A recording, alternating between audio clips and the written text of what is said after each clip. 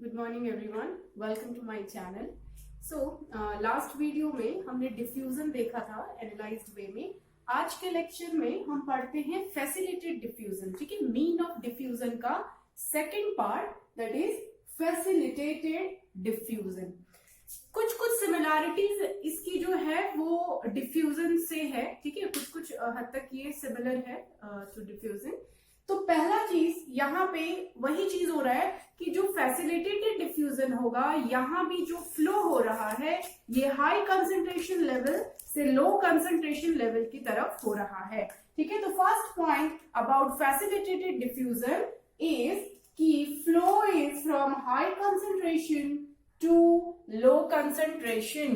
तो इसके वजह से फैसिलिटेटेड डिफ्यूजन को डाउन हिल कहा जाता है।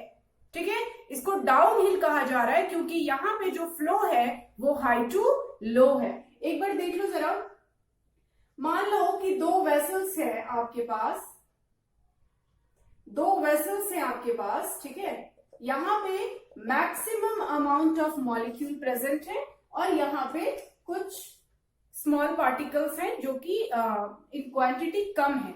तो जो फ्लो हो रहा है वो high concentration to low concentration हो रहा है ना। डाउन हिल इसको बोला गया है, ठीक है, क्योंकि ये फ्लो जो है वो डाउन डायरेक्शन में जा रहा है। तो फैसिलिटेटेड डिफ्यूजन को डाउन हिल बोला गया है क्योंकि फ्लो हाई टू लो है। दूसरा और एक चीज, डिफ्यूजन में हमने देखा कि कोई भी मेम्ब्रेनस प्रोटीन डिफ्यूजन में वर्क नहीं करता।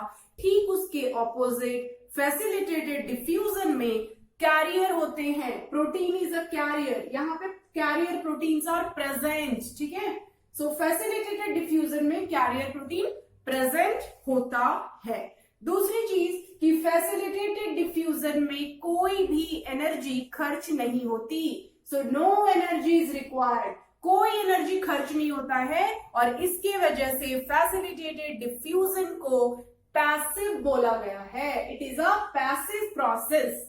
Facilitated diffusion is a passive process क्योंकि यहां किसी भी तरह की एनर्जी खर्च नहीं हो रही है।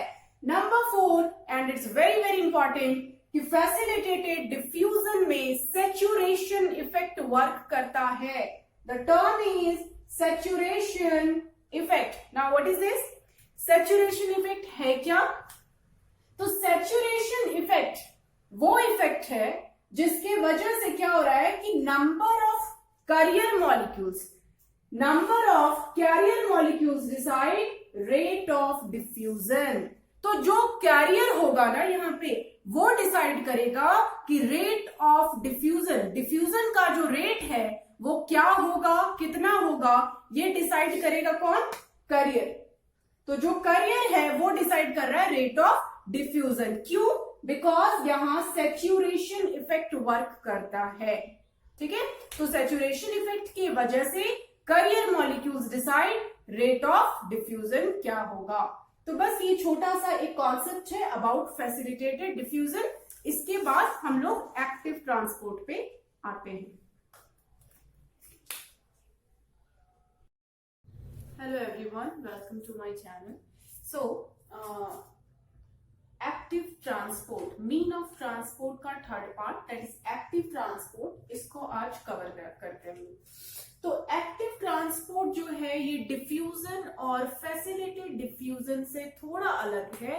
वहां हमने देखा फैसिलिटेटेड डिफ्यूजन में और डिफ्यूजन में कि जो मूवमेंट है मॉलिक्यूल्स का, जो फ्लो है वो हमेशा higher concentration level to lower concentration level होता है। लेकिन एक्टिव ट्रांसपोर्ट में क्या हो रहा है? एक्टिव ट्रांसपोर्ट में जो फ्लो हो रहा है वो लोअर टू हायर हो रहा है। ठीक है, इसकी वजह से एक्टिव ट्रांसपोर्ट को अपहिल बोला गया है। Active transport is uphill process, यानी कि जो फ्लो होगा मूवमेंट का वो ऐसा होगा। So active transport is a uphill process. Now देखो एनर्जी यहाँ पे खर्च हो रही है। ठीक है, यहाँ पे एनर्जी खर्च हो रही है, इसी की वजह से इसको एक्टिव बोला गया है। It is a active transport energy is spend, energy खर्च हो रही है। फैसिलिटेटेड में हमने देखा था कि facilitated diffusion is a passive, है ना, वो पैसिव ट्रांसपोर्ट था क्योंकि वहां एनर्जी खर्च नहीं होती है। लेकिन एक्टिव ट्रांसपोर्ट में एनर्जी स्पेंड हो रहा है, एनर्जी खर्च हो रहा है, that's why it is a active process. Now comparison अगर हम करें इसको फैसिलिटेटेड डिफ्यूजन से, तो वहां हमने देखा था कि कैरियर प्रोटीन वहां पे वर्क करता था, है ना।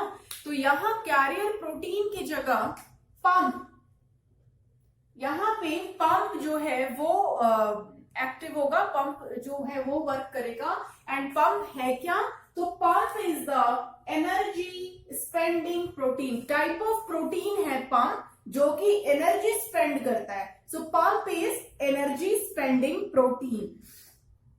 ना अगर ये कैरियर है, अगर ये कैरियर है, एनर्जी स्पेंडिंग प्रोटीन है, तो ये करेगा क्या, तो इस केस में एक्टिव ट्रांसपोर्ट की केस में रेट ऑफ ट्रांसपोर्ट जो है वो किस पे डिपेंड होगा, rate of transport depend upon the number of pump, pump के नंबर पे रेट ऑफ डिफ्यूजन जो है वो डिपेंड करेगा, क्योंकि यहाँ पंप क्या है, यहाँ पंप है एनर्जी स्पेंडिंग प्रोटीन, और जिसके ऊपर rate of transport is dependent.